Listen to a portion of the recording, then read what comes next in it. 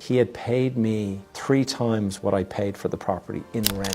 I bought a property in Dublin 4 in 1993. It was the first property I ever bought. I lived there for 6 years. Really great spot to live for 6 years. It was great living in the middle of town and all that. But then I bought a place. I moved in with my fiance and we bought a place together and all that kind of stuff. And so I decided, oh, let's go and rent this place out. So I became known as the accidental landlord. So I rented out my property. I rented it to a chap. He was living there in the end for 17 years. In that time, he paid me every single month by direct debit into my bank account. Never had to chase him for a payment. 17 years later, I sold that property. He had paid me 3 times what I paid for the property in rent during those 17 years. And I remember thinking to myself, I maybe met him 4 or 5 times in those 17 years. I replaced a washing machine, had the bathroom, the mastic around the shower redone or something like that. Like there was a few little bits and bobs. Certainly not a lot of work in 17 years. And I got 3 times what I paid for that property just in rent alone. And then I sold the property and I sold it for a lot more than I bought it for. So